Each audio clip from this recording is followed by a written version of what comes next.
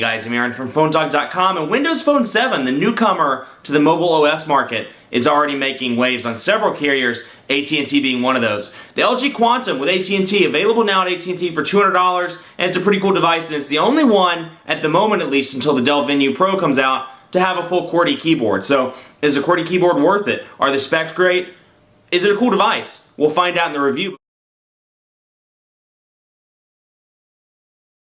I like playing around with the theme colors so you can see in between the takes that I'm switching the colors around. Anyway, let's take a look at the marketplace, and one frustration I've had so far with I say frustration all the time. One irritation I've had with the marketplace is, unlike the more sophisticated, more advanced and mature marketplaces, Android Market, App Store, things of that nature, it groups things pretty differently in the marketplace search. So let's say I'm looking for Twitter in the marketplace, looking for the Twitter app in the marketplace. I search, and it's going to bring up everything with Twitter in the title or in the description. So Twittering Machine as an artist, Twitter Music as an album, music volume, Twitter as a song.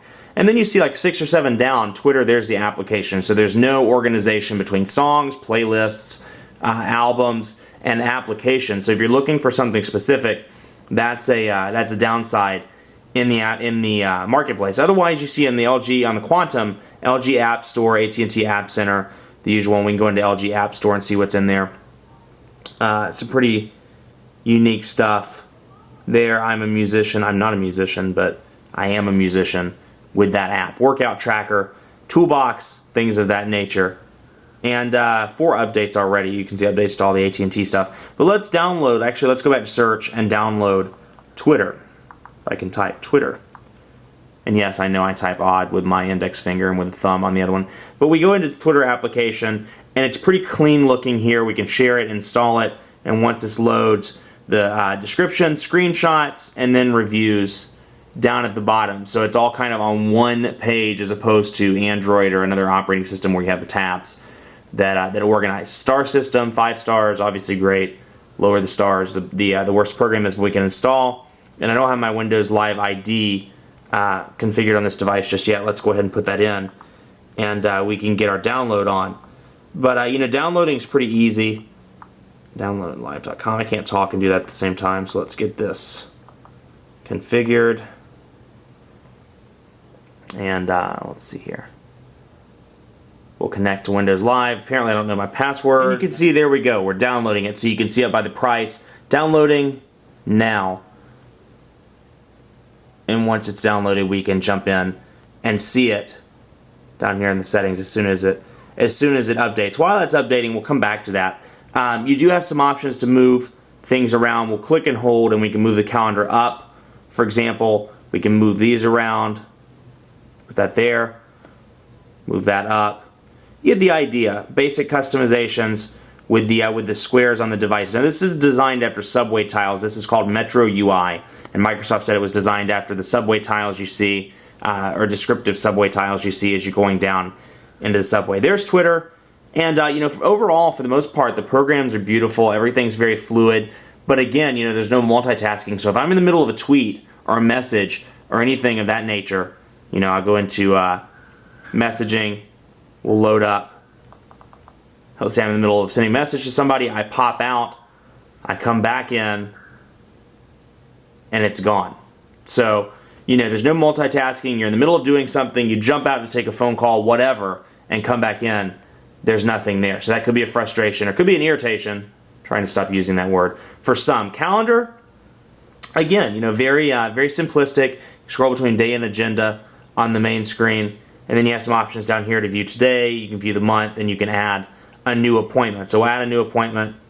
And I don't have my calendar synced on my Gmail, but if I did, you would see the option to save it to my Windows Live account or save it to my Gmail account. But we'll say hang out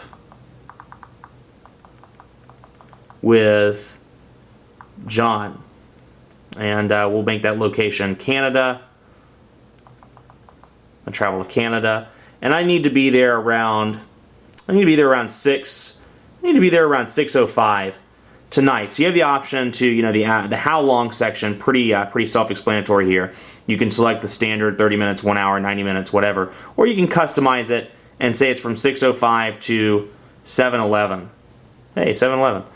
and you can save it. Now, when you have a new appointment, we go back here, it'll pop up in the calendar box, and you can see, back to what I was saying earlier, I can see where that would be really beneficial as a messaging box, or as Google Mail. You could see your recent messages or your recent emails.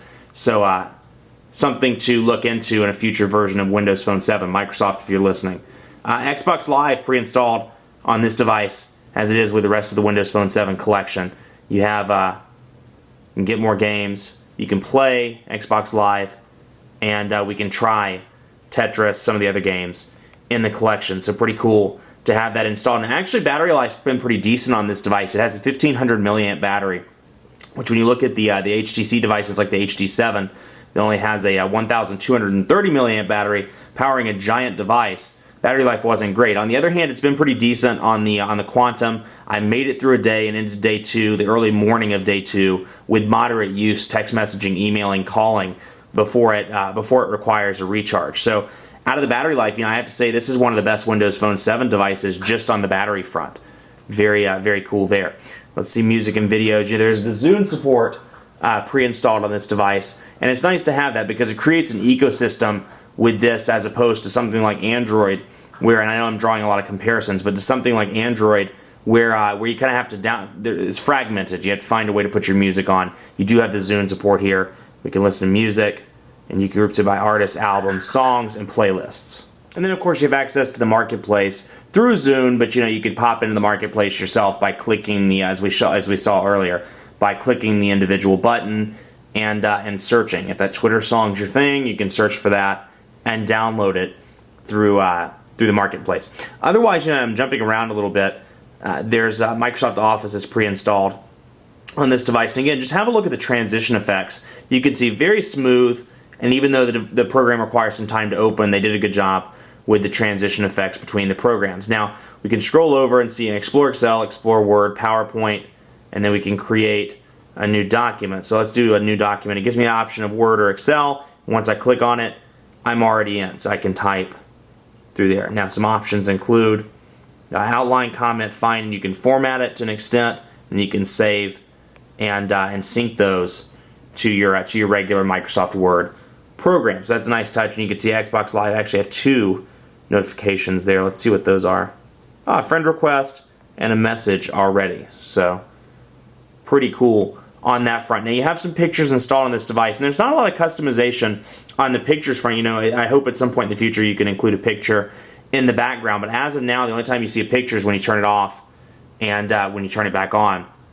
For example, there, you'll see my appointments there, and when you have messages, be it email or text messages, there are little icons that appear in the bottom area of the screen. Now, to change that, you go into Settings and Lock and Wallpaper, change Wallpaper, and for the most part, the wallpapers are pretty stock across the board, with the exception of every now and then, there are quite a few on the LG actually, some custom wallpapers that you can choose from.